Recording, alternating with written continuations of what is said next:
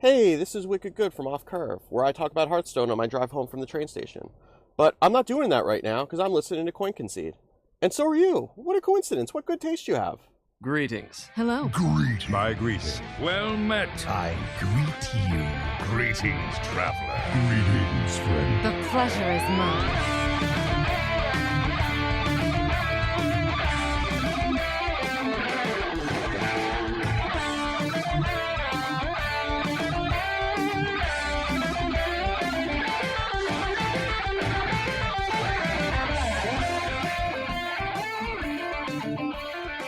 Hello, everyone, and welcome to episode 116 of Concede, a Hearthstone podcast dedicated to making the competitive side of the game more accessible to you. My name is Kenny, and I go by KCCO Gamer. And joining us from Gadget Sound, New York, we have RidiculousHat. Yes, you do, Kenny. Yes, you do. And from Orgrimmar, Illinois, we have Cora. Hi. Good to be And- here, as always. Glad to have you back. And also, Karazhan, California, we have Botticus. Hi, everyone. Excited Cora's here. I know, it's the Fantastic Four again. All right. So, again, this is the point where I'm going to point out that Concede is supported in a large part by you. If you'd like to find out how you can support us and receive rewards in return, head over to patreon.com/CoinConcede. Just going to give you a quick show outline here. So we're going to go over our ladder a little bit recently because people like to hear what we've been seeing. And we'll go over our raffle that we've been talking about, at least since last month. Obviously, we'll go over the news. Tournament section is going to go over Seat Story and WESG. And then we're going to definitely talk about Cubelock, because that's a thing.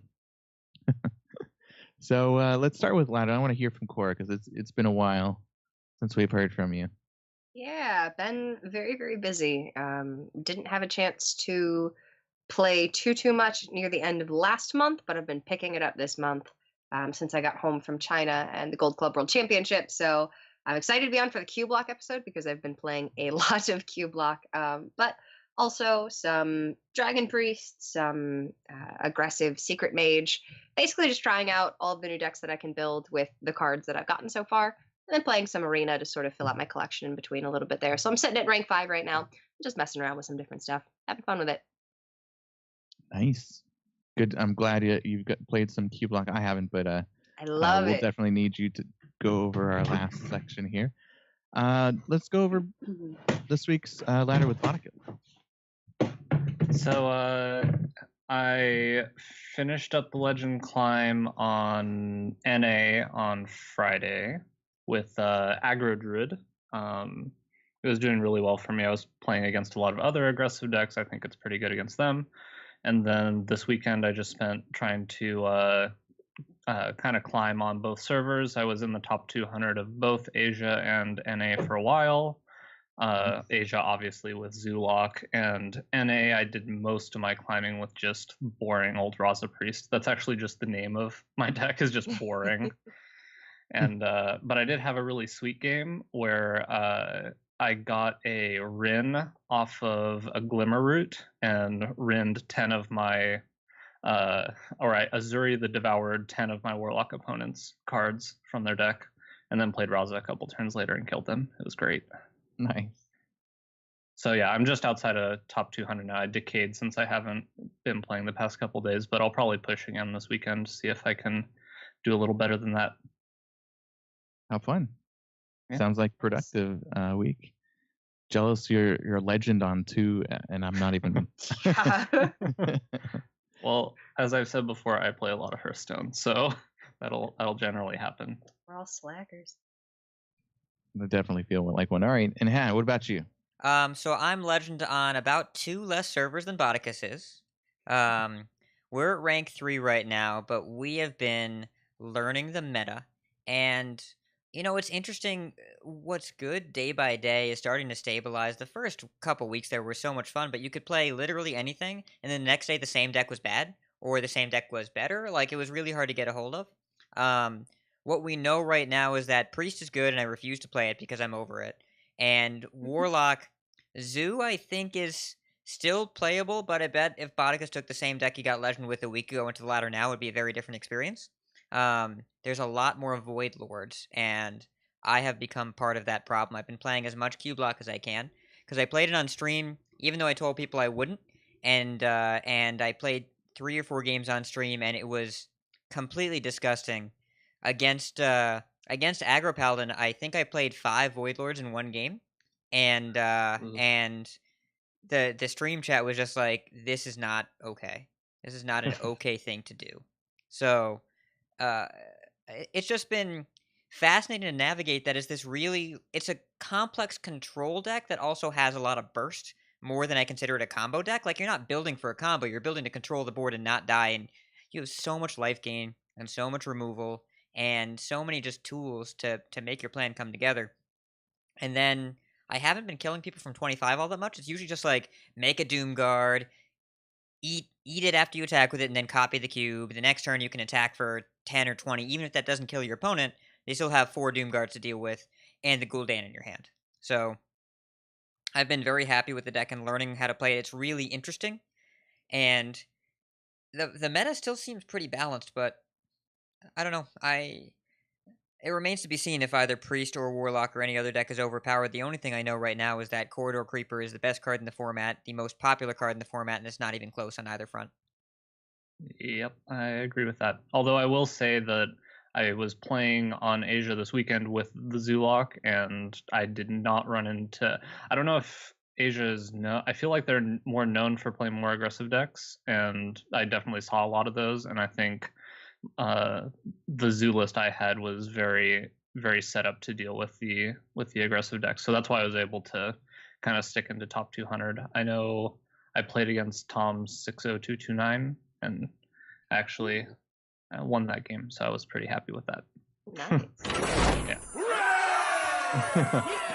But yeah, I wonder if the meta is starting to shape up where there's a lot more Void Lords, because if there are a lot of those, then you don't want to be playing Zoo or Aggro Druid or probably not the Paladin list You would either. have some silence in your deck for sure. Yeah. Anything that Defile can beat single-handedly. Yep. Yeah, it's Spellbreaker, I think, is pretty required as at least a 1 of, if not a 2 of, in every deck that's trying to Leroy people. Yeah. Mm-hmm. Actually, I did see Just Saiyan was playing an aggro deck that was teched very heavily against the Void Lord, the different Void Lord decks. He had double Sap and double Spellbreaker in a aggressive pirate rogue deck. Yeah, when I was playing against you with your Cubelock, that's how I was kind of getting around it, was by playing my Saps. Yep, the Saps were brutal against Void Lord. Alrighty. Yeah, well, I was going to skip me, but I guess I'll mention a little bit of my playing. I basically just been messing around with different decks, trying to play some of my non-golden classes, but when they're not the best decks in the meta, it's kind of like beating your head against the wall against all the crazy decks out there lately. But yeah, I'm within 50 of my Druid, so I should be getting that hopefully soon.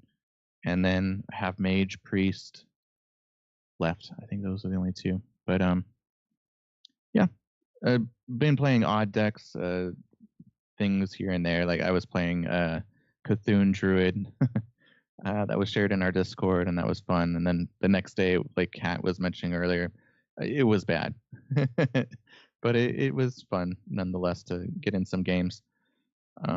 But yeah, that's pretty much it. I do see that we have our final pledges, or not our pledges, but our we were going to do a raffle next, is what I mentioned at the beginning. So, Hat, you want to take over the raffle? We had 1, 2, 3, 4, 5, 6, 7, 8 people, and yeah, take over the 2 winners, since we're going to have 2. All right, so we had a raffle opportunity.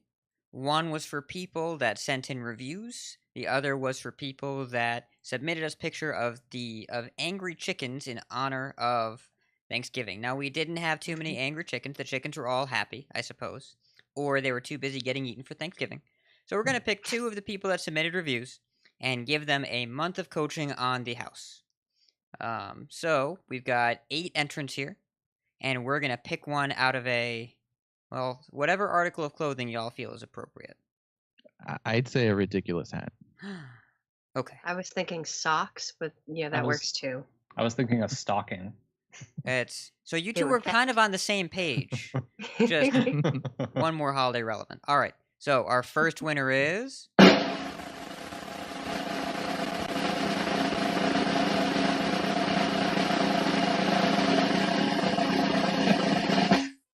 Volkai. Yay! Woo! Yay! Hooray! Yeah. And I'm not going to play that drum roll again, so our second winner is Sargoni. Yay! Yay. Woohoo! Congratulations! Congrats, Yay. you guys. Yes, It's, so Volkai and Sargoni, thank you for your reviews. We will reach out to you and get your coaching scheduled. So, thank you very much for your support. You're great.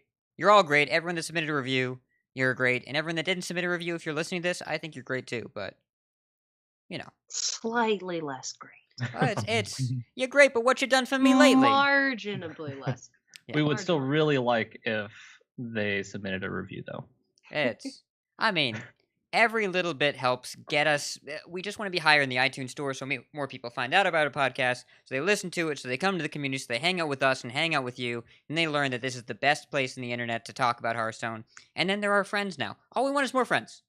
It's all why we're doing this.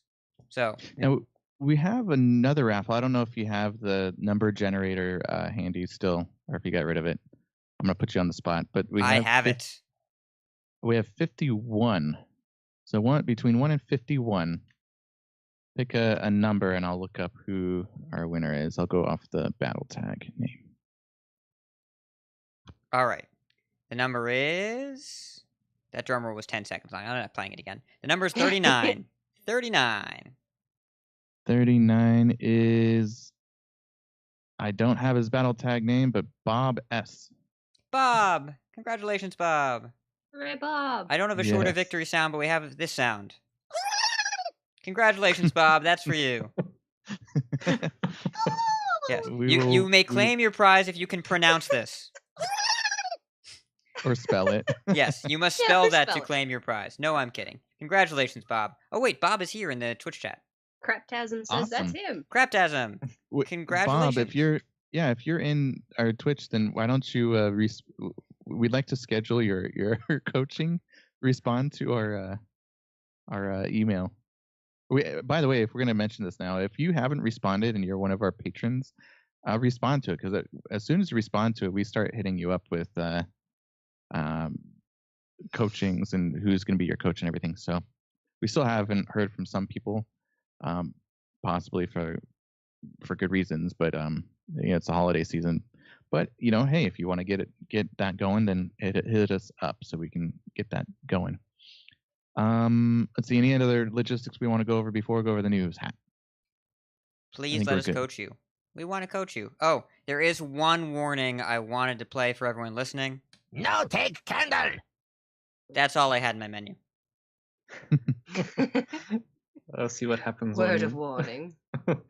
when Hat has the sound maker. Oh, I've been soundboard. investing some time in the tog waggle sounds. Well, all the Corabolds and Hatacombs sounds got indexed on Hearthhead this week, so I've been finding some good ones. I like it. Yes. Alrighty. So let's go ahead, and we don't have much for the news, but let's go right into it.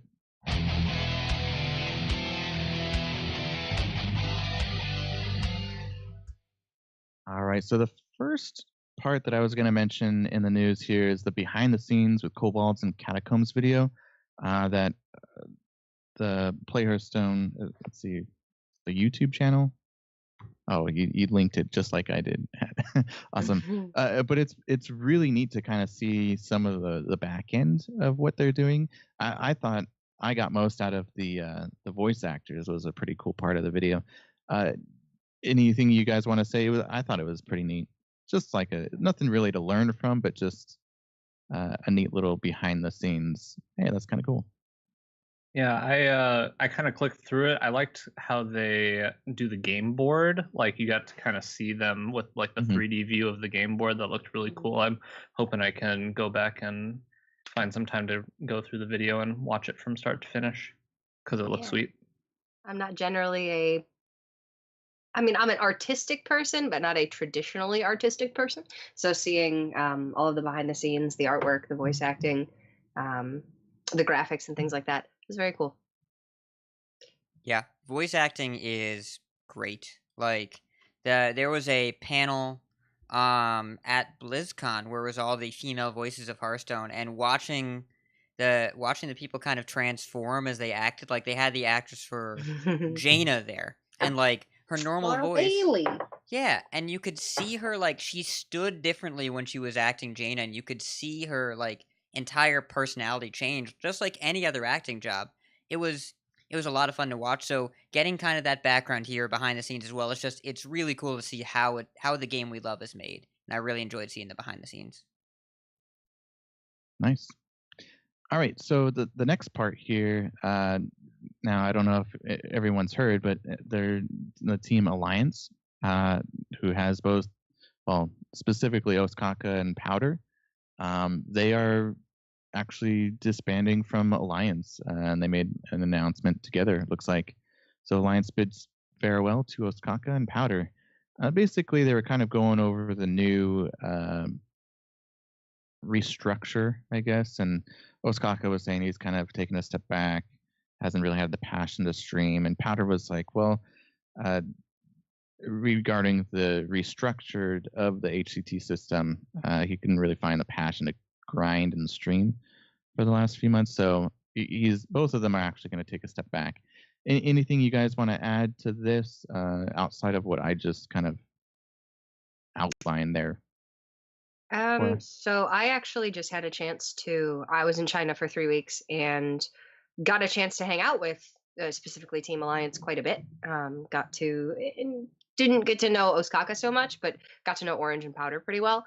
And going into the tournament, you knew from Team Alliance that Orange was the one who really was going to be the carry for the team. He was the one who plays the most, and Ostkaka and Powder were kind of just not as into it as they had been in the past. They just hadn't been playing nearly as much. So this wasn't really a surprise, I guess.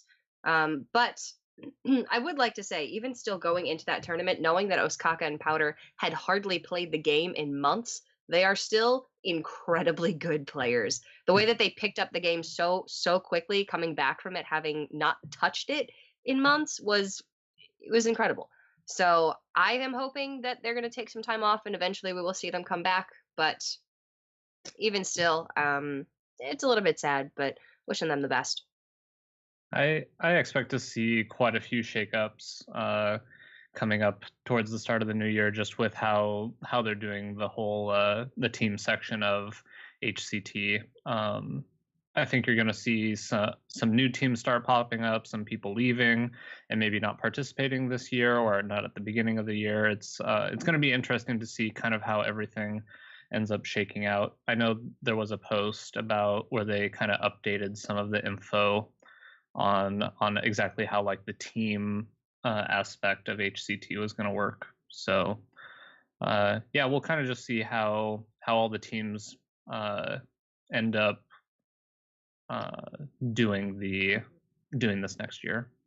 Yeah, lots going to be changing, but hopefully for the best. Should be a lot of positive changes we see. And Hearthstone as a game, I think people like Orange are the outliers that are able to stay invested and play at a high level and be invested in grinding the game to the extent that he does at a high level. He is an exception rather than a rule. I mean, you can still see really strong players. I think the biggest example for me is Zixo. That Zixo's still really, really good. He is an excellent player. Still memes, still kind of one of the bad boys of Hearthstone, but he even will talk about old Zixo versus new Zixo. Old Zixo. He's the corridor creeper. Well, old Zixo used to get rank 1 legend on 3 servers at the same time. Yeah. That is, the volume of Hearthstone required there is unbelievable, but he would grind and grind and grind and grind, and you still see that from some players. I don't know how Zalay does it. That man plays a lot, and like Hoy is on the top of his game in 2015 and 2017, but you see a lot of people like Firebat, for example, take a step back from the competitive scene. People like Ostkaka, strong players with known success, world champions that can stay with the game engaged for a couple of years here and there, but it's harder to stay invest at the top due to the nature of the HCT. I think they're making a lot of growth, and the HCT has a lot of positive future, but the game itself with the meta swings and the inherent variance and the relatively limited prize support compared to a lot of other esports, it is tougher to stay involved in. And I have a lot of respect for the guys and the guys and girls who do at the highest levels of the game, time and time again. It's not easy, that's for sure. Alrighty. So that's basically it for, jumping from a lot of news and changes and everything from a new expansion set to not much to go over, but we do have some tournament section to go over. We have, I'm going to kick it over to Botticus to take that beginning, and then we'll have Cora take over the WSG. It's the grand tournament!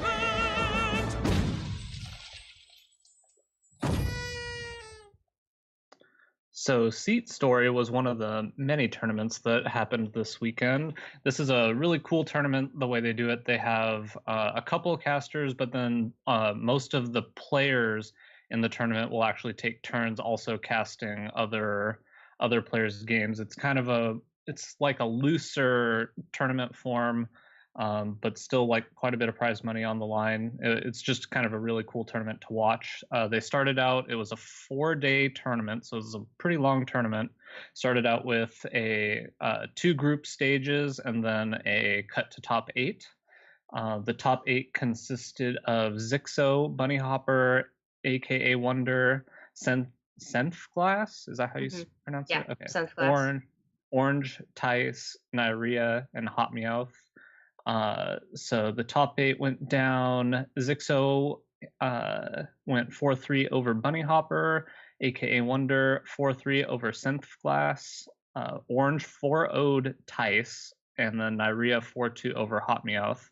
And then I just wanted to go over kind of the top 4 matches real quick. So the way the tournament started out is it was best of 5, but each player submitted 5 decks. So basically on the first 3 days, they would play best of 5s and you wouldn't have one of your decks, but on the last day, it became a best of 7. So your 5th deck got added and still 1 ban and you played a best of 7. So the first match was aka Wonder versus Zixo. aka Wonder made a somewhat questionable decision to ban Zixo's Hunter that had kind of been crushing the day before, and it might have ended up being his downfall. In game 1, Zixo builds up kind of some large minions with his Spiteful Summoner, Dragon Priest, which you're going to hear a lot about Spiteful Summoner because it did a lot of work for him against kind of an awkward double Shadow Step draw from aka Wonder, and then aka Wonder queues up a Secret Mage but doesn't have a 1-drop, so Zixo's Northshire Cleric into Coin Talon Priest kind of controlled the board state long enough that Spiteful Summoner, a Yasiraj, meant Zixo got to start off the match 2-0. Raza on 5 into Anduin on 8 puts aka Wonder on the board, but on the board with a win, but Zixo answers with a bunch of burn to the face from his Secret Mage. Game 5, aka Wonder out-armors Zixo's burn from the Secret Mage, but then Zixo answers again in true Last Hero Standing format. Last Hero Standing, like how it kind of works, with, let's see, lost my place. With Miracle Jade Druid, and then so aka Wonder out-armored Zixo's burn with the Miracle Jade Druid, but then Zixo answers with some Murlocs and a Call to Arms to win the match 4-2. Pavel was casting this match with Sottle and Falcone, and I actually really enjoyed listening to it. Pavel's really, really funny when he's doing the casting there. So He's a character. Yeah. There's a lot of talk about honorable plays versus dishonorable plays, which was quite entertaining. And then the other match was Nyria versus Orange. Nyria had been playing really well all weekend. He won a couple Control Warlock matches against Jade Druid that did not seem like should have gone his way. But so Nyria has a pretty painfully slow start with his Tempo Rogue. I think his first play of the game was SI7 Agent without combo against a double Wild Growth start from Orange. And then his creature light draw in his Inner Fire Dragon Priest gave Orange a quick 2-0 lead. Orange is able to generate a good amount of pressure against Nyria's Quest Mage in game 3, but Nyria's draw is good enough to just combo off with infinite fireballs on turn 10 to win. Orange comes back with a good early game, some early game creatures. In the Mage Mirror, he's playing Secret Mage against the Quest Mage, and then Nyria's left with just Aggro Druid, which is staring down, has to win its next 3. But I felt like the first 2 were pretty favorable.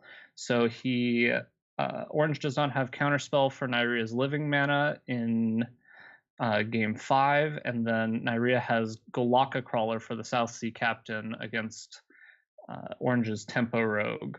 And then it all comes down to game 7. I really like the way Nyria kind of played out this game. He makes sure that he plays around a spell-powered Defile and Hellfire and is able to get Orange down really quick, and then is able to win the matchup against Orange's Control Lock to put him in the finals, which was pretty cool. It was pretty cool to watch. It was kind of funny how I was watching a lot of the matches this weekend, and it felt like it was really dragging on because there was quite a bit of Control Lock, but then the top 4 ended up going by pretty quickly because there was quite a few quite a few aggro decks, and I think people were starting to ban the Control Lock more often as the tournament kind of went on, and they realized that it was really strong. So the finals, Zixo versus Nyria. Zixo is able to stick a board against Nyria's Tempo Rogue and his Giant Dragons plus Spiteful Summoner hitting an Ultrasaur, too much for Nyria to overcome. Nyria tries to answer with Quest Mage, but Antonidas in the bottom 8 means Nyria has to go to...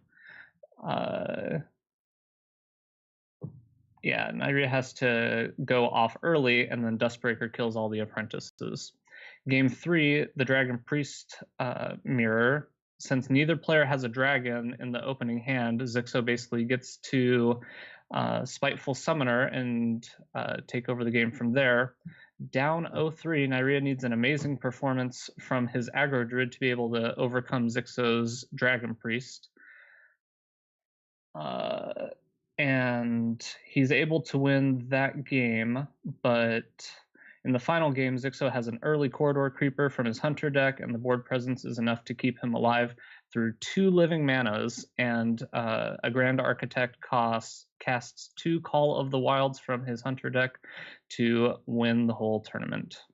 And then we have a link in the show notes to all the deck lists.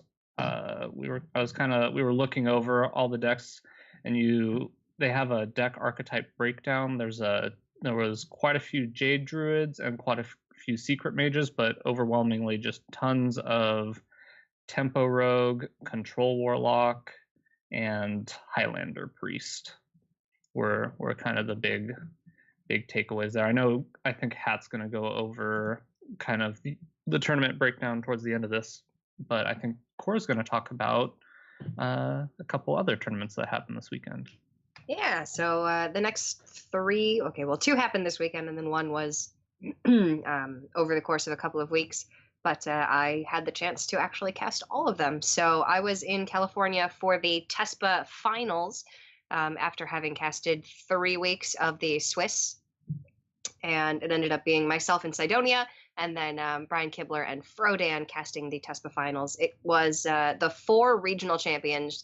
So Northeast, Southwest, it was TCNJ, Texas Tech, Colorado, and you know what? I forget who the other team was. I'm gonna have to go back and double check that one. UCLA, yes, and UCLA. And it ended up being Texas Tech versus Colorado in the finals. The format was actually really unique. It was kind of So it was best of 11. So the first team to get to 6 wins won the tournament, but it wasn't traditional conquest or last hero standing. It was sort of a predetermined rotation between the 3 players on the team. And then they were kind of playing it sort of how the Invitational worked at BlizzCon, if you're familiar with that format. So they were all collaborating at the same time, though one player was piloting, and each player had 2 lives. And when they lose their 2 lives by losing 2 games, then they are forced to actually leave the stage. They can no longer collaborate with the rest of their teammates. So it was sort of a bit of a knockout format, but best of 11 was the gist of it, I suppose. And it ended up coming down to Texas Tech and Colorado in the finals. Texas Tech took down Colorado 6-4. And it was a short finals. It wasn't quite as big of an event as previous season where the finals were at Esports Arena. But then again, that was top 8, whereas this was just top 4. And it was a really interesting format. So I'm hoping that we do get to see a little bit more of this format maybe next season, because it was a little bit difficult to grasp, but once you got your head around it, it was actually really interesting. So if you didn't get a chance to go check that out, it was on the Play Hearthstone channel, and it would be from this past weekend. So I'd recommend going and checking that one out. It was a really cool finals. And then there was I heard there was a Togwaggle involved. Okay, so Colorado, for their warrior deck, they had a really interesting shaman as well. They brought like a super hyper removal shaman, but their warrior was Togwaggle warrior. So essentially the deck is all removal and like heavy cycle, like pyromancers and acolytes and commanding shout.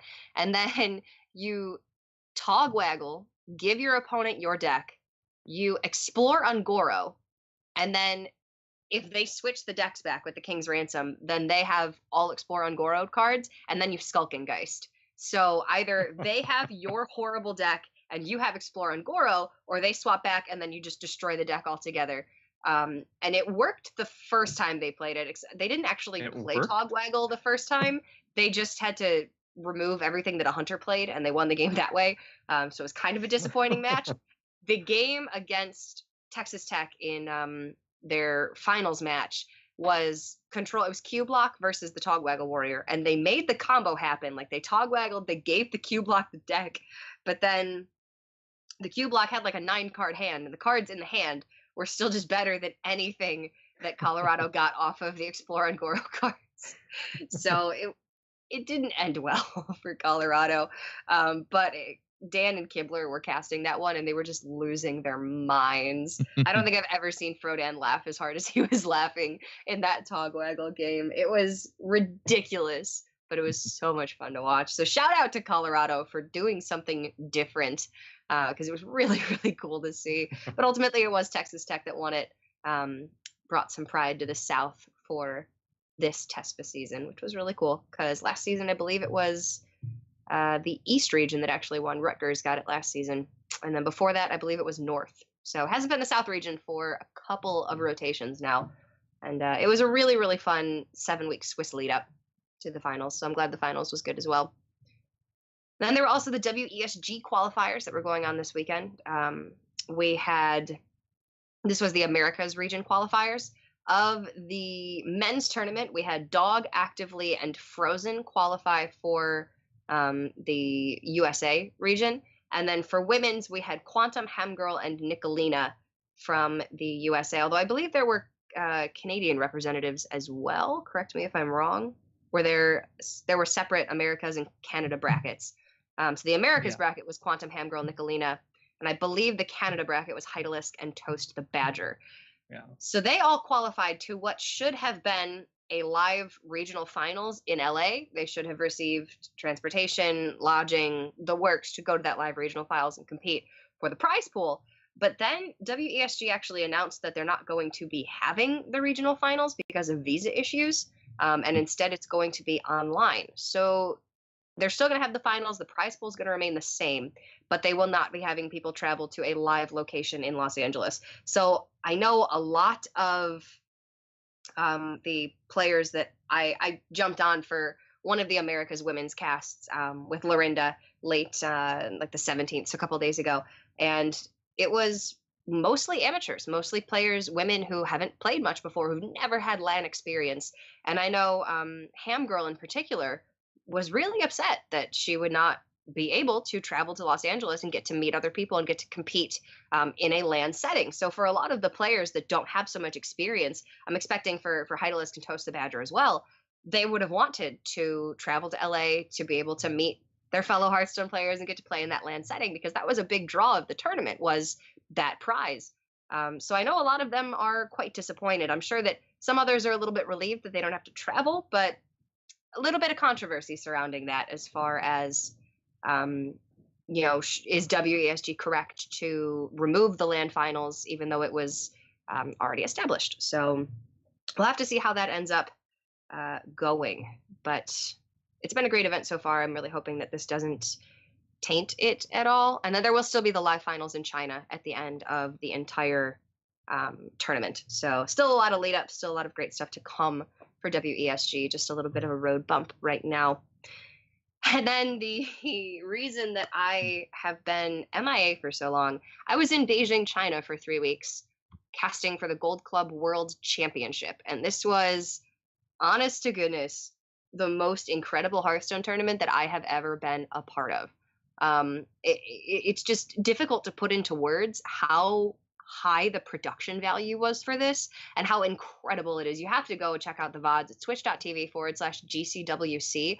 Go look at just the scope of the production. Go check out the stage. We were in Beijing. We were, for the most part, broadcasting from the hotel that we were in, which was an incredible 5-star hotel. It was a team tournament. So there were 8 teams, and it was a mix of Chinese teams, of European teams, and 1 North American team. They played over the course of 7 days in a Swiss round robin, like group stage style tournament, and that determined seeding for the second stage of the tournament, which was then double elimination. So 4 winners, 4 losers after the 7-day round robin to determine seeding. And then we battled through the double elimination bracket to find our winner. And it was an incredible tournament. It ended up being, throughout the double elimination stage, we had Planet Odd on the very bottom of the bracket, coming in the losers bracket, and we had Team Celestial up at the top. So Planet Odd is Zixo, Hoy, and Surrender. And then Team Celestial up at the top was Tom60229, Mitsuhide, and Tiddler Celestial.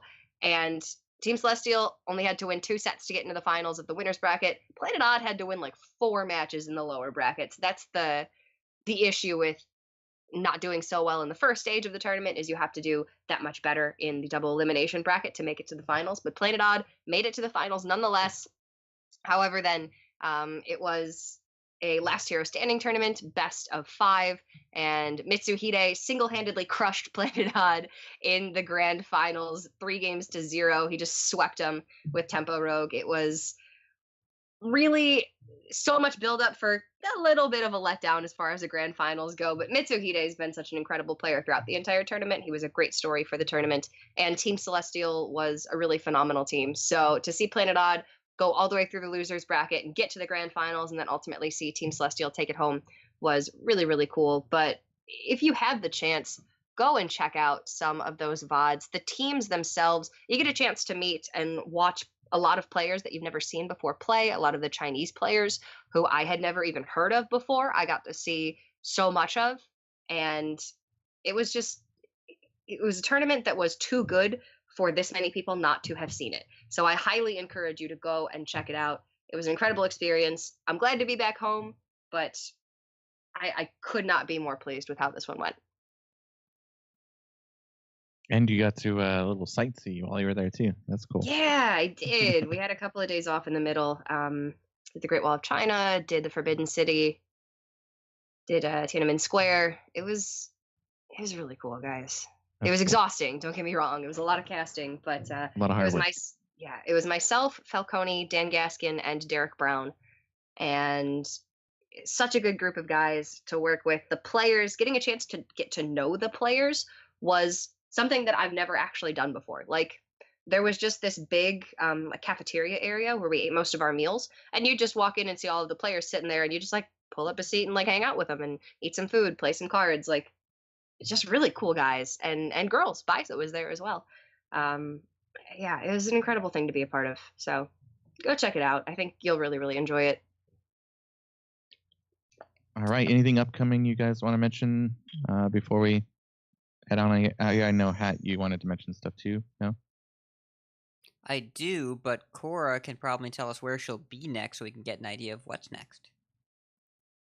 I have nothing until the new year, but I do know that Esports Arena is holding an invitational the 28th and 29th, which will be a 16-man, 9-round Swiss invitational. You're going to see a lot of familiar faces there at Esports Arena. So that's the only one that I know that's coming up immediately. What do you got, At? Well, it's so I was wondering if there's anything I was missing. Usually this time of year, the last 2 weeks of the year, there's not a lot going on. Yeah, It's there's not. it's the holidays here in the U.S. and in general, the last couple weeks of the year are popular vacation family time. So not surprised there's anything that is light on tournaments. I was just wondering if Mhm. you had any bookings that I didn't know about, so I could watch some core for the holidays. Yeah, I could have been involved with that, but decided to take some time off actually. Some much needed time off. But yeah, that's going to be an awesome tournament. I would have loved to have been able to be there, but unfortunately, it just didn't work out this time. Yeah, makes sense. And GCWC, we covered that a little bit on the show, and it was a lot of fun to watch. It was a shame they didn't play with the new cards because the finals was the weekend after. Yeah, there But there would have been about 2 days that they could have played with the new set of cards, but they ended up just using the Knights of the Frozen Throne patch throughout the entire tournament. Same deck lists over the entire tournament. The lists were closed technically, but by the end of it, all the players obviously knew what all of the cards were and all of the decks. So it was kind of an interesting choice on their part, but it worked out okay. yeah, it was definitely enjoyable to watch, and it was a team format with individual play as opposed to the Trinity, which is team format with team play, or a straight Mm. individual is a nice balance. And Team Celestial, we talked about them a little bit last week, but it was Mitsuhide, Tom60229, and Tiddlers, Tiddler, yes. who it Hmm. was for those of you that might not know his name, he was in the first finals of the World Championship. He's the one that lost to Firebat the first time, but Yeah, he's the first world finalist ever that isn't named Firebat. fire bats. Yeah, Yeah, right. So yeah, he is. so he's real good. Tom60229 is real good, and Mitsuhide is real good. So not surprised that team did well. The finals was a Mhm. was a it could have been a crazy drawn out series, but it really wasn't because Yeah, Temper Rogue too good. Temple So Rogue is something. We had a lot of sweeps. We had a lot of reverses. It was a very exciting tournament. It was a good time for sure. excellent. Well, I really wanted to talk more about the tournament meta, and what we're going to try and do here in the show is really give a high level overview of the tournament results. Interesting games here and there, like Botticus did so well for the Seat Story top four. And we want to talk a little bit about the meta that we're seeing. Now, right now, the meta in tournaments is definitely very much developing. And we have a few trends here. The decks we've seen at tournaments like Seat Story and the decks that we've seen at Tespa even. Well, Togwaggle Warrior not burning up the meta quite yet. We'll see what It's happens. gonna happen. I hope I am wrong about that. I hope I have all these Togwaggle sound files. I just want an excuse to use them. I'm ready, but we have to wait just a little bit longer. Just a little bit longer. So I can tell you there's one card you're gonna see in the meta, no matter what, and that is our buddy Corridor Creeper.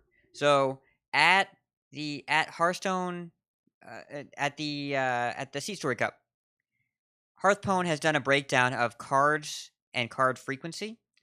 For comparison, Patches the Pirate, who you may know as being in charge now, was in 41 of the 160 decks that were at the tournament.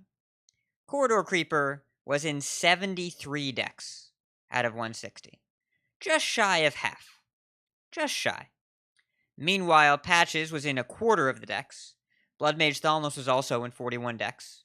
And behind that, you've got South Sea Captain in 33 decks. You're going to see Corridor Creeper, have a plan for it. And the card is really interesting in that it makes AoE removal in the early game a little bit worse Because if you look at how infrequently Duskbreaker is being seen, I think a lot of the reason here is that if you open with Pirates and you get Duskbreaker, you just drop a Creeper right away. You actually get rewarded for committing early, as long as you have a little bit more gas in the tank. And Creeper just lets you play a 5/5 very quickly. If your opponent coins at a Duskbreaker, their 3/3 does not match up well against your 5/5. So I think that the format was balanced in a different way than was initially expected. But whatever you do now, you have to have a plan for a cheap to free 5/5. Or you just play Duskbreaker and also Corridor Creeper in that same turn. Well, it's so it turns out if you can't beat them, join them. And a lot of the control decks that we're seeing, in particular, Control Mage is a big one that plays Corridor Creeper in it, because removing your opponent's minions is just as good as removing your minions when it comes to playing free 5/5s. So there's not a lot of Control Mage out there, but almost every list is playing Corridor Creeper along with Arcane Tyrant. Just flip the board with the removal spell and then play free tempo minions. The classes that we're seeing the most of are Warlock, Priest, and Rogue. Mage, Druid, and Paladin are definitely second tier in terms of representation. They may be good calls for the right meta or the right spot. Again, we have limited, mostly last hero standing data right now. We don't have a lot of conquest data, so this will definitely change. But right now, you will see Warlock, Priest, and Rogue in likely every lineup or many lineups. Druid, Mage, and Paladin are still seeing a good amount of play. Hunter is definitely light in the representation, and Warrior and Shaman are pretty bad. Shaman has one deck, Warrior has not really a deck, unless you're going to get real creative with Last Hero Standing, and also it's like best of 11. If it's best of 11, you might see it, or if it's like Trinity format where you are literally required to play every class, then you'll definitely see it. But otherwise, don't expect to see a lot of Warrior. So Rogue, let's talk about Rogue a little bit. I mean, we can talk about Rogue a lot, but I'm going to talk about Rogue a little bit.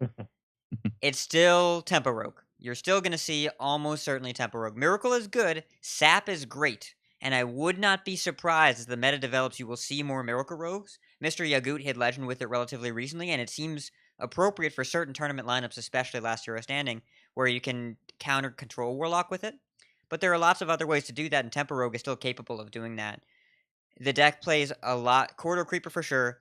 Elven Minstrel for sure. Sometimes Faldoray Strider, sometimes Sonya Shadow Dancer. But Sonya. Yeah, Sonya's real good. That card is so sweet. Sonya's fun. But you're definitely seeing Creeper and Minstrel. And you're still going to see almost entirely Tempo Rogue, at least for now, until the meta develops. For Warlock, Zoo's representation is dropping pretty significantly. And Control's representation, we'll talk about this a lot. There is so much Control Warlock, and it's not going anywhere anytime soon. All hail our Cube Overlords, or our Cube Void Lords, as it were. You'll be... Who was it that liked Cube card?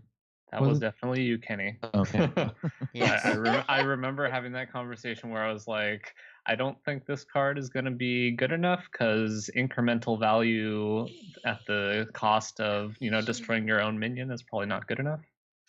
Yeah, well, it turns out... I mean, really, when... Go ahead, Cora. So when... It turns out anything that involves exploiting 9 mana taunts with upside and Death Rattle is really good. Cora called Servitude and Statue last set. Kenny called Cube and Void Lord this set. So what we've learned is that you need a card that costs 8 or 9 that's an epic taunt with upside and Death Rattle. And you need a card that can exploit it for less mana than it should. And then you're golden. So that's what we're seeing. Warlock is all about control now, and the classes flip-flop between aggro and control for every set now. And I'm not sure when it's going to go back to aggro, but right now control is where to be. For Priest is the best class in the game right now. It's not close. There are about 3 or 4 decks you can play. You can play Big Priest, it's real good. You can play Razakus Priest, which is the most popular version. You can play Dragon Priest. You can play Dragon Razakus Priest. You can play Dragon Summoner Priest, which plays no spells except for 2 Freed from Amber and 2 Mind Control. And then you play that Spiteful Summoner and you get either an 8-drop or a 10-drop. I've seen that. Yep, and Grand Archivist goes and gets those cards out of your deck. So you either, after you play Grand Archivist, you either also Mind Control something or also get an 8-drop. Or you can play Combo Dragon Priest, Or you can play any combination of these cards. Priest is what Warrior was a few sets back, where there were like 5 good Warrior decks. That was what the Whispers meta, I think. There are so many options where you're probably going to ban Priest because They're all insanely good too. Yeah. you can't really anticipate what it's going. And there have even been some Keleseth Priest going around. The core of the deck, Things are weird. the support tools are too good, or at least they're good enough that you can play so many classes with Priest that if you're in a closed deckless tournament, you should probably ban it. That's what we've seen from the tournament meta. Seems like the only 2 choices for ban targets are Priest or Warlock. You're really like, I feel like it's possible there is an aggressive. If there is an aggressive lineup you can make, you want to ban Warlock. If that's like your goal, but I don't know that it's correct. It very well is probably correct to just ban Priest and try to figure out how you're going to beat Cube Warlock. Yeah, there's. You can basically expect to not you expect one of them to get targeted and one of them to get banned. But how do you target Priest? Because if you guess wrong in which Priest deck it is, you're screwed. Because Dragon Priest is vulnerable to a completely different set of cards than Raza Priest, and Big Priest is different from those distinctly. And then also, if they throw the combo in of Inner Fire, Divine Spirit, all of a sudden your choices may not be relevant anymore. So there are ways to target Control Warlock pretty aggressively, and I wouldn't be surprised if successful tournament lineups revolve around that. But to target Priest is extremely difficult, so I expect it to be heavily banned. Yeah, it probably also depends largely if you're doing a Conquest or a Last Hero Standing lineup, because it feels like if you were, or at least my thought process is, which could be very incorrect, but if you leave up Priest and ban Warlock in a Conquest format, you might just be giving up the Priest matchup, but also just kind of hoping that it draws poorly for one of your decks. And then just, if you have a really good aggressive lineup, because most likely the other deck that they're bringing is going to be is going to be aggro decks. So if you target your aggro decks to beat the other aggro decks and let Priest through, then that might be a successful strategy, but I wouldn't really know that well. That's what I was trying to think about today. It's tough to figure out, actually. It's because there's still so much variance. Like, people are still trying so many new things and nothing is really figured out yet, which is like the most exciting point in a Hearthstone metagame, personally, for me. But it's also the most difficult to pin down any like best lineup. So I'm interested to see what I guess we see from the Esports Arena tournament, because that's the next big tournament. That's the first time we're going to be getting all of the popular players together, at least a lot of them together, where they have a good feel for the meta. Whereas Seat Story was the first tournament really post new meta, but everything was still really, really unknown there. So keep a lookout for that ESA tournament. That's going to be, I think, a good measure for how the rest of this meta is going to be going. Yeah, and there were the WESG qualifiers, some of the winners posted their deck lists as well. I know Dog won his with, I know he was playing Cubelock, and then he had, I think he had Jade Druid, and I think he had a Mage deck. It's some of these WESG qualifiers, the winners are posting their deck list, and you can kind of see the meta develop with each iteration.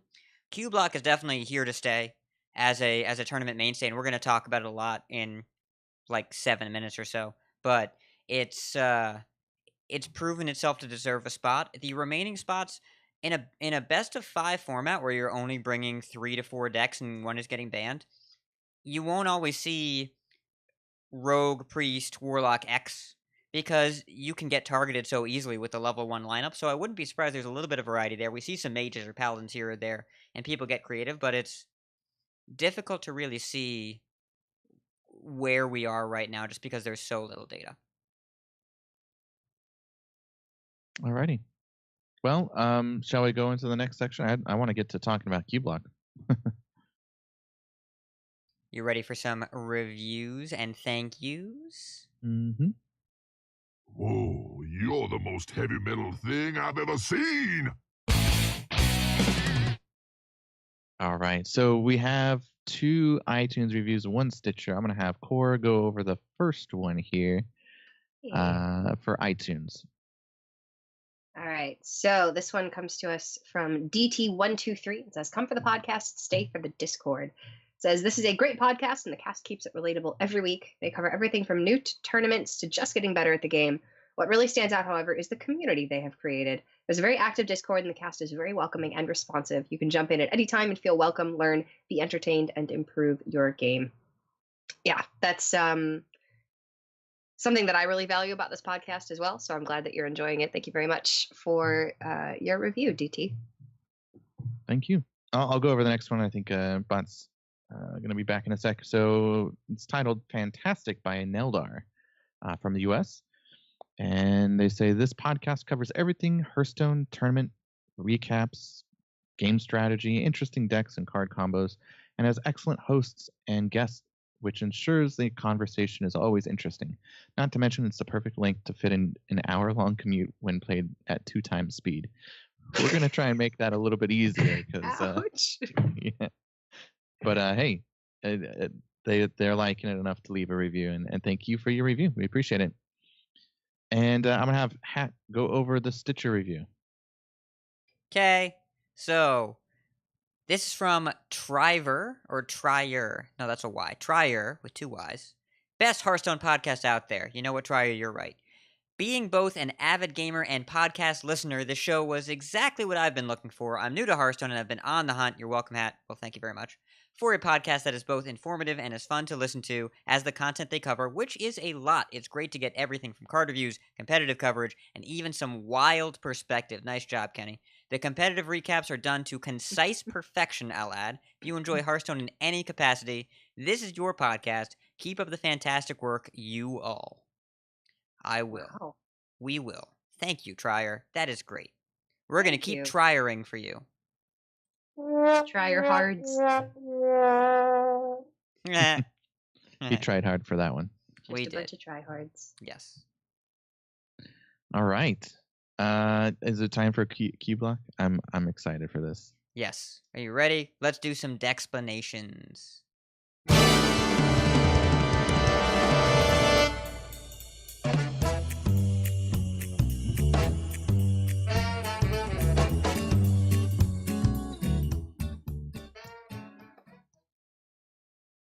All right. So, what is Cubelock? That is the question. So, if you don't know, this set was good for Warlock. Control Warlock's been missing a few things, but let's look at what was printed in this set. Life gain, check. You have Dark Pact, and you've got Amethyst Spellstone to gain a bunch of life. All right. Big endgame taunts, check. Void Lord, so good. Card is insane. Card is literally a brick wall. Because spreading play, you can play around that. You can trade in your patches. You can get rid of your little guys. You can play Cobalt Scalebane, only have big stuff. Void Lord don't care. Void Lord don't care about none of what you do. Void Lord is 9 mana, 18 butt every time. Now, you also have Possessed Lackey, 5 mana, 2/2. When it dies, go recruit a demon. Well, if the only demons in your deck are Doom Guards and Void Lords, you're gonna get something good. So you can just go get that on turn 5 or 6, and just bring out that little Void Lord on turn 6. And what else do we have? Well, Amethyst Spellstone, we already talked about it. It starts off 4 mana, deal 3 damage, but if you take damage from your own cards, it goes up to 5 damage and 5 life. And if you take damage again from your own cards, it goes up to 7 damage and 7 life, all for 4 damage, or for 4 mana. This includes Kobold Librarian, which is the new 1 mana 2/1. When you play it, you're basically hero powering. You take 2 damage and you draw an extra card. And you can also Hellfire. That deals you damage. So playing those cards, you're enabling Amethyst Spellstone as efficient removal and efficient life gain. In addition to that, you've got some funky combo pieces. And this is where the cube part comes in. Because Control Warlock, you can play regular Control Warlock, where instead of going for a combo kill, and Cora will talk about this a lot, because she's been playing some Value Warlock, which we all know and love. In that, in addition to the card draw, in addition to the life gain, you just play a bunch of Void Lords forever and ever and ever. Just Void Lord and Void Lord and Void Lord and Void Lord for days. So, Kenny, do you have any thoughts on Void Lords? Well, first of all, as an aggressive type player, I hate playing against that deck. But just to point out some of the wild cards, Void Collar is really good. Also, as well as the Possessed Lackey that you were talking about. So Void Lord or Void Collar is pretty good. It adds another demon, but hey, it can. It's another one to eat through. So Yeah, well, just I want to lost point a that game out. today because I had Possessed Lackey, but then I drew both my Void Lords. So if I couldn't get one out of my deck, I would have been much better if I could get one out of my hand, and it kind of gives you that flexibility while still being a 4-mana 3/4. And the deck has a light enough demon count that you can usually control when you play it or when you don't. Yep. So good call, Kenny. And usually the control warlock decks, they'll top out with both Gul'dan and N'Zoth. And you have never faced more frustration as an aggro deck than when you fight through a couple Void Lords, then your opponent gets them back twice. Twice. And each time it doubles the amount of Void Lords you get back. Because you play the Gul'dan, you get back 2, and then they die, and then you N'Zoth, and you get back 4. 4 Void Lords getting back is 72 points of butt. 72 butts. Oh, jeez. That's so many. And that's if you didn't cube a Void Lord on the way towards your 10 mana We aren't even on Cube yet. We're just on regular old Control Warlock. And, regular new Control Warlock. And if you look at these Control Warlock decks, especially the Cube ones, which we'll talk about in a second, just to let you know how the combo works, they're playing between 14 and 16 individual Corabolds and Catacombs cards. So this deck is very much a creation of this new set. Control Warlock has been struggling since the loss of Reno. And it's now finally back and playable again because the archetype was given so much life and life gain in this expansion. But in addition to that, Warlock finally has a burst combo finisher again ever since Leroy and Power Overwhelming and Faceless and Thaurissan were all legal. That now you get to combo your opponent down. And this is really, really important because you think about any matchup you play against Razakus Priest. You think about Jade Druid. Controlling the board in the mid-game isn't the hard part. It's finishing the game before the game is finished for you. Because Control Warlock in the past would have to win with Giants or a bunch of demons or whatever, and Raza Priest was fast enough that it would burst you down, not care about the board, and was able to kill you. Jade Druid was able to shrug off your mid-game removal and just play 1 mana 10/10s. That was enough to kill you. Well, now, here's what you do. The card Skull of Minari, 5 mana, it's the legendary artifact for Warlock. It's a 5 mana 0/3 weapon. At the start of your turn, take a demon from your hand and put it right into play. So you put a Doomguard into play. You attack for 5. That's 5 to the face. Then you Carnivorous Cube it. Now, there are 2 ways to take advantage of the Carnivorous Cube. You can either play Spirit Singer Umbra first. You may remember this from Ungoro. 4 mana 3/4 legendary. All your Death Rattles are Battle Cries. When you do that, your Cube triggers, and you get 2 more Doomguards as soon as you eat it. That's another 10 damage, you're up to 15. Then you Dark Pact, which is 1 mana, get rid of one of your own minions, gain 8 life. You Dark Pact your Cube, and then you get 2 Doomguards again. You attack for 10, that's 25 damage total in 1 turn. Instead of playing Spirit Singer Umbra, you can play Prince Taldaram, which is the 3 mana 3/3 legendary. If you have no other 3 mana cards in your deck, you copy a minion and make this a 3/3 version of it. So you play Cube, eating a Doomguard after you attack for 5, you copy it, and then you can eat both with Dark Pacts, and then you attack for 25 that turn. Now, the list that I've been playing that hit Rank 1 Legend, I think yesterday, actually plays both Umbra and Prince Taldaram and 2 Faceless Manipulators, because a lot of times you don't just go off and kill people. You will attack with Doomguard, and then you can cube it, and then you can copy the cube, and then you can pass the turn. And next turn your opponent has to deal with 4 Doomguards. They don't have to deal with them right now. They can't deal with them right now. And if they go ahead and kill your cubes, you still got the Doomguards. So a lot of times you create a state of inevitability that your opponent can't deal with, which reminds me a lot of the old school Murloc control paladin, the Anyfin paladin, where your opponent has this inevitable threat that they can't really stop, but you don't have to kill them all at once. It's an option, but not your only option. What do you all think? Any thoughts so far? Sometimes that's the point where I just coin Concede. But, that's just me. Feels bad. Yes. So the one thing I wanted to point out that one P. Sams also pointed out is that Kobold Librarian was not in Hat's top, I think it was top 8 cards from the new set. And let me tell you about that card is so good in this deck as well because it's essentially like an extra spell power on your defiles that also like draws you a card. And I mean, obviously it does a lot of things for the Zoolock deck as well, but I think that card is just, one of the strongest cards they've ever printed. And yeah, this deck is... I haven't been playing this deck a lot because I think that it is quite difficult to maximize the amount of power you can get out of it. And the reason that I've been playing so much Ridiculous Priest on NA is because I think it's one of the few decks that has a pretty good matchup against it. But now that Zalay's been adding Mountain Giant to it, I think that's probably going to be one too many threats for me to realistically feel as good about the matchup as I was feeling before they started adding that to the deck.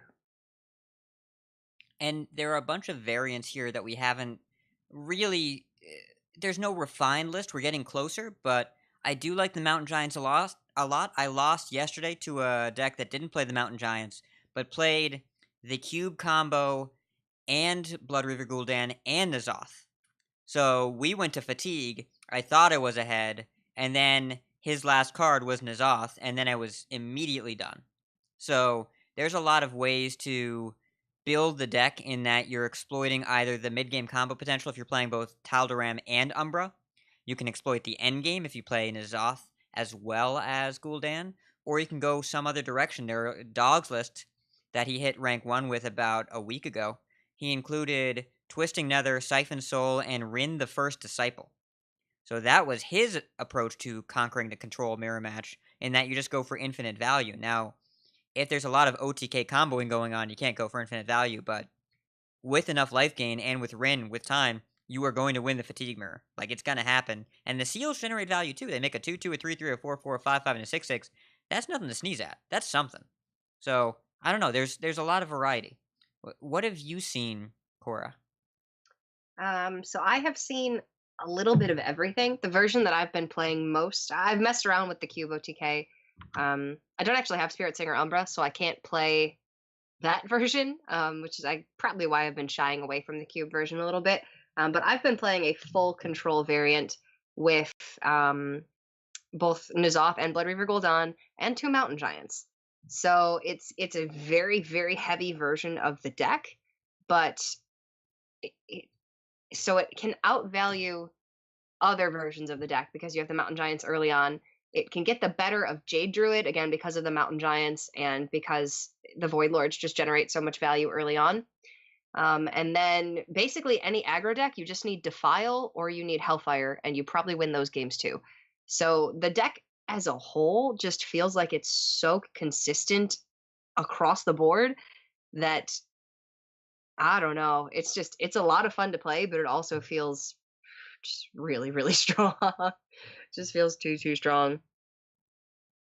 And I think traditionally Control Lock probably would have trouble with Mage, but with Dark Pact and Spellstone, it just seems like they have so much life gain that even when you get them down to like 15 early, all of a sudden they're back up in the mid-20s, like out of nowhere. Yeah. They have so much healing. They have all the healing. They have the card draw. They have the removal. They have the threats. They have the late game. It's like they have a 1-mana life tap that's also a 2/1. So here's the question. What more could you want? Here's the question. How do you beat it? How do you beat either Control Warlock or Cubelock? There's good answers here, but I want to know what you all have seen that's been effective against it or effective against you while you've been playing it. The thing that probably blows it out most, at least that I've experienced, is Big Priest. Big Priest is an absolute killer because it's big threats very early on. Sometimes aggro decks can get the best of you if you don't have Defile or Hellfire in the early game. So anything that's very, very aggressive, or Big Priest, I guess Raza Priest as well, because you can't heal past 30. Yeah, combo decks in the late game. Combo decks can kind of get there unless they are able to somehow heal up to 30 and then play Gul'dan. Like I had a game where I was playing Raza Priest against them, but I had Anduin but not Raza, so I was doing chip damage and they just kept healing just enough where I couldn't I couldn't kill them exactly. So you like it really feels like with Raza Priest you kind of have to have the full combo in order to actually kill them, and especially with the Doom Guard package, they have this burst that can kind of come out of nowhere, which is a problem. But I do think that if you have like some sort of combo deck, maybe like an Exodia mage, like a quest mage, is probably fairly decent against this, as long as they don't get off a bunch of Doom Guards. I've been seeing a lot of Mass Dispels started showing up, which seems like pretty good if they try to stick like a cube or something early, or they go for the 5 mana 2/2 without a Dark Pact right away to sacrifice it. It can, like, if they expose it and then it gets silenced. Seeing obviously a lot of spell breakers. I was well, Bot was actually testing some games against me, and I was playing Tice's Tice's Tidges. Calento. I was playing Hey, his he's not Miracle Calento. Rogue. I was playing his Miracle Rogue, and Saps were doing really good work for me against Bot playing the Cubelock. So that's what I've seen. Unless I start adding some silence in my aggro decks, I would say most likely 2 ofs. I'd say that would be a good start too if you're playing aggressive decks. Cinder approved. He was mentioning that in Discord.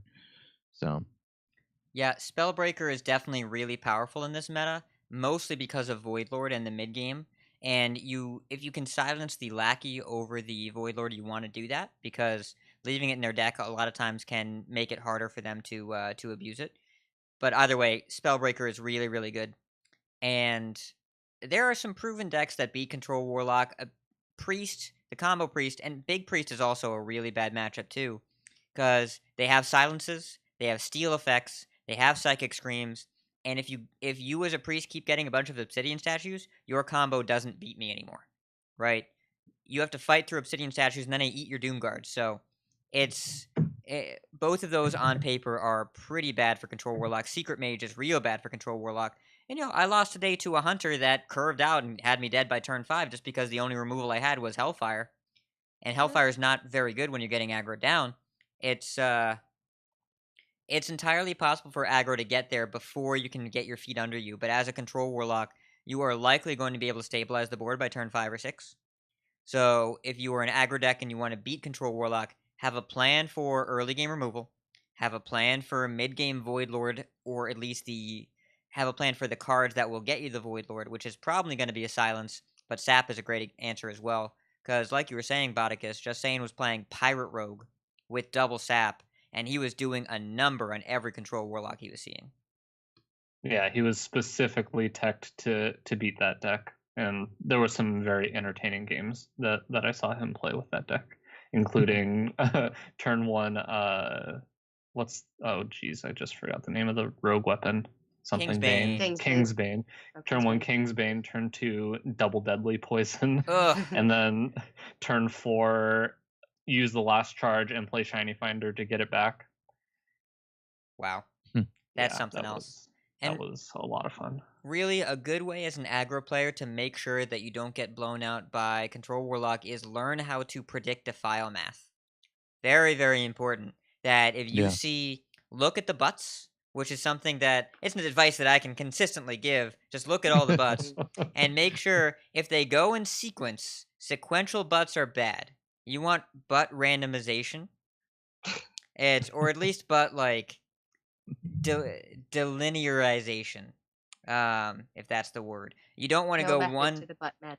Yes, you don't want 1, 2, 3, 4, 5, and you have to be precise about how your opponent's going to attack. Make sure to, if they have a 3 attack minion and you have a 1, a 3, and 2 4s, they can attack or a 1, a 3, and 2 5s. They can attack in one of the 5s, make it a 1, 2, 3, for example. Do what you can to play around Defile however possible. And yeah, so Craptasm in our chat is calling it bimodal butt. That's the way. You want some small, some big, but you don't want a middle. So I think that's a good way to think about it, that after enough times of getting blown up by Defile, which I've seen and experienced a few times, you learn it's like playing around Spreading Plague. You have to make sure that your board is set up to absorb it, because otherwise, an early Defile that clears your board will lose you the game on the spot. Awesome. And that's all I have for the cube. It's a great puzzle to kind of figure out, and the deck has a lot of variety. I mean, I'm finding it against aggro. You're just a Void Lord combo deck. You don't care about going up. You just care about never dying. And against control, and the mirror match in particular, some mirrors are unpleasant. I will say the worst mirror I've played in this format and possibly ever is the Big Spell Dragon Priest mirror. I can't stand that mirror match. It's just whoever gets the random 10 drop first wins. But this mirror match is super skill intensive. Single card tech choices matter. When you choose to stop tapping matters. Like I lost to the guy that had the N'Zoth in addition to the Gul'dan against me, but I beat someone today that played Gnome Feratu and ate my Gul'dan. Like, because I was able to develop this unsolvable board of 4 Doom Guards and 2 cubes with Doom Guards inside. He couldn't do anything about that board. Right, and that was after a game's worth of length of positioning. That was after I'd gotten him to a low health and he'd healed back up multiple times, because that's what Warlock does. It's all about how you navigate the unique game state that you're going to find in every mirror match, because the deck has so many different pivot points and ways of playing that no mirror is the same. And so I don't know if there's a concrete strategy to beating it yet, but I found the mirror match to be fascinating and deserving of a lot of practice. I know a pattern, if you're playing a version with Rin in it, is you want to look to have a turn that you get off 1 seal, because the pacing of the seals has felt like you want to do 1 seal and then double seal Azuri as much as possible. So if you are planning out your turns, you want to kind of plan them in a way where you get to eventually kind of go double seal. So like if you find a turn early where you can double seal and then do like single seal Spellstone or something, but just knowing how you're going to pace out your Rin also seems pretty important without dying. Yeah, you want to make sure you set yourself up to Rin the game. Yep. Yeah, and when I was talking about ladder and hitting my head up against walls, this is what I was talking about. Yeah. It's a big wall followed by a lot of mini walls. Or you could substitute butts if you like to put it that way. It's a type of wall. All right, let's go. Anything else we want to add to this show? I think we're pretty good. And we're on time. Great. Hey, how about that? So who was that? DT? We're not going to fill up your entire commute. So I'm sorry for that. Oh, Neldar, your 2x commute will have 20 minutes to go listen to, say, 1600 Dust or Off Curve or one of the nice short podcasts to fit in the middle there. Or we can start talking really slow. Vetoed. Alrighty. Democratic process doesn't exist here. We're not going to start talking about democratic process on this show. That is a surefire way to extend the show. Yes. All the right, only thing I have to say to that, Cora, that is my response. Spoken. That's by far the So best well one. So far. spoken. I like that one. All right, I'm going to cover the outro since all of you have done most of the talking in this show. So if you want to write in any questions about Cubelock or meta, anything you'd like to add in, just write into coinconcede@gmail.com. Do want to give thanks to Stefan L for letting us use his cover for the intro and outro. You can find his channel, which is linked on our show notes. You can find the show notes on our blog post, which is at coinconcede.com. Follow us on Twitter at coinconcede. If you'd like to join the Facebook page, it's facebook.com/coinconcede. Obviously, you can always join us for Discord. We keep seeing people join every day, and that's discord.coinconcede.com. And we'll try and keep up with those that join. Sometimes it's funny the way that some people enter. We get to accumulate Accumulate? What's not accumulate, acclimate. Ah. That's the word I'm looking for.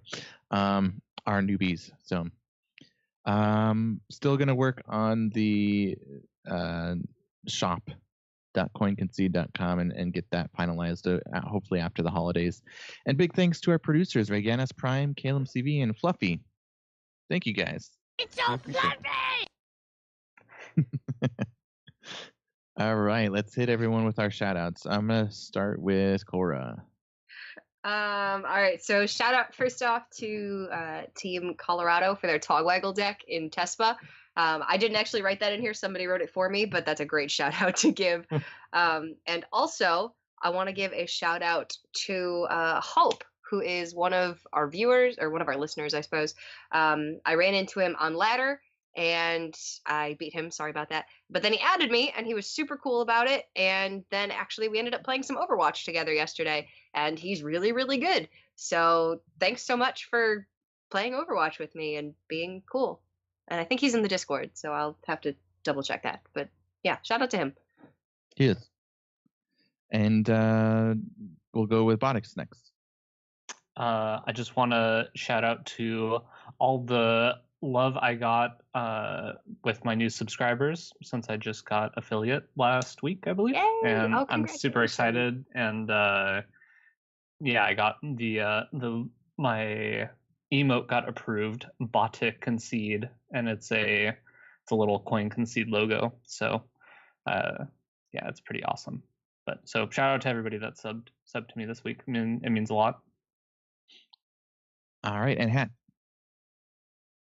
So shout out again to Short Podcast Bros. If your podcast is under 30 minutes, you actually fit in my commute. I'm going to take this opportunity to recognize 1600 Dust, Off Curve, and Walk to Work. You are my under 30-minute everyday listens, and I thank you for giving me something to listen to on the bus on the way to work, but my commute is 2 parts, and I nap during one of them, so I need something nice and short and self-contained for the other half.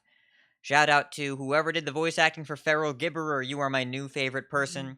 And shout out to Hearthstone Positivity. There was a great movement today that Spivey kind of kicked off, and it was originally thought up by Storm Rage 23, and all about naming 5 people in Hearthstone that really exemplify the positivity that you see in the game that inspires you. So I, of course, can't follow the rules and can't pick just 5 people. So all about giving love to the communities that have been so supportive. I'm going to say 1600 Dust, Coin Concede, our own community. I'm very, very proud of our community, of course, and why wouldn't we be?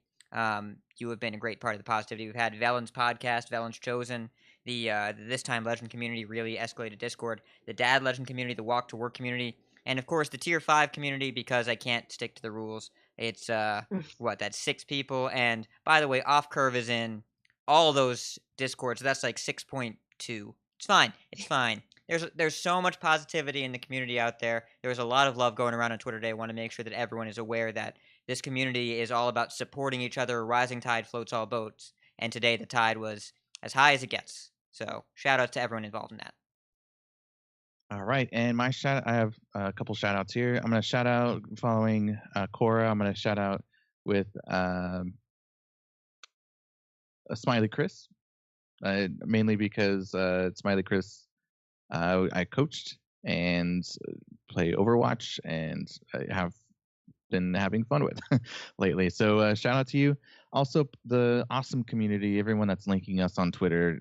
Thank you all.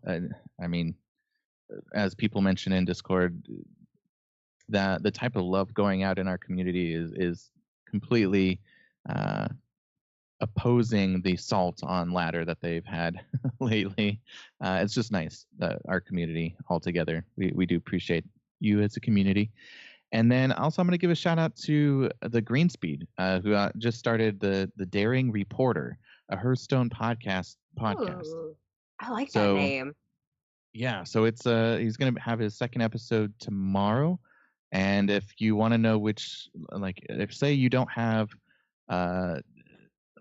there are so many Hearthstone podcasts that you really like to listen to, and you have a main list that you listen to and you find a little extra time, listen to that podcast, and they'll point out some of the recent topics that the main podcast, Hearthstone podcast, if I could be specific, and that'll give you an idea of who you want to listen to that week. So that may be a mainstay for what you want to find out and listening to that week. So shout out to Greenspeed. Yeah, thank you all for joining us live, everyone in Twitch. We appreciate you. And yeah, shall we head on out? I think we're good. How long can okay. this go on? All right. I get it. Although it's not as long as the previous episodes. We're still good there. All right. Let's go with Cora first. Cora, where can people find you and your casting and everything? I'm all over the dang place, but you can always find me on Twitter at songbird_HS and on Twitch, twitch.tv/songbirdcora. If you see me on ladder, add me, hit me up. I pretty much add everybody nowadays just to see if they're going to be like nice to me or if they're just going to be a jerk. And if you're nice to me, I'll keep you around. So yeah, it was really great getting to interact with Hope. And that has been happening more and more often, which means we're reaching more and more people. And that's awesome. So yeah, thanks. Great. And Botticus.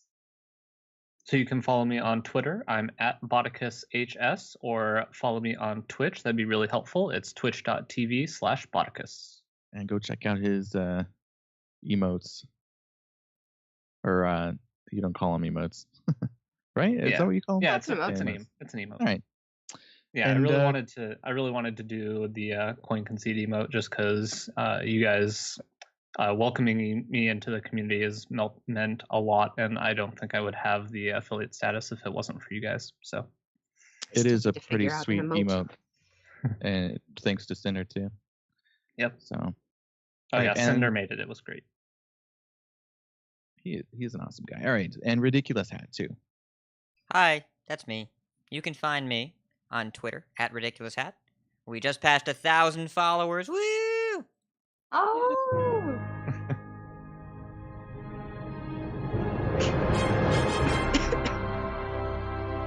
I'm very excited, as you can tell.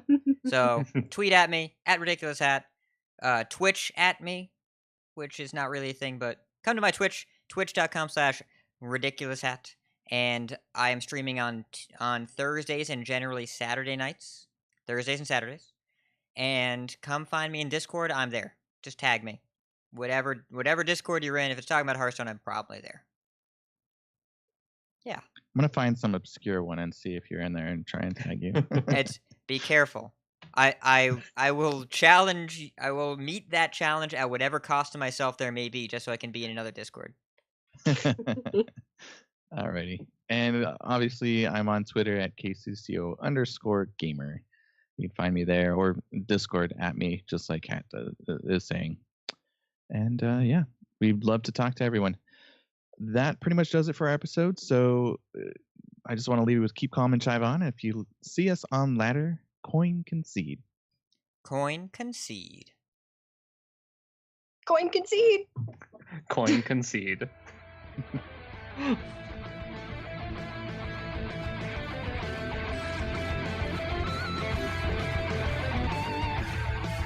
Take cold comfort in your victory. You win. I can rest now. You win. For now. Now, your victory proves nothing. The day is yours. I choose death. You have triumphed. This time, this hunt is yours.